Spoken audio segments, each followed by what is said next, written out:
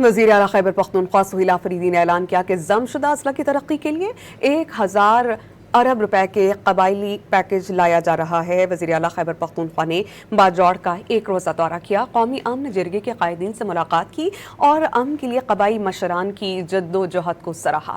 وزیر اعلیٰ سہیل آفریدی نے جرگہ ممبران سے خطاب میں کہا کہ امن سب سے پہلی ترجیح ہے، امن کے بغیر ترقی ممکن نہیں۔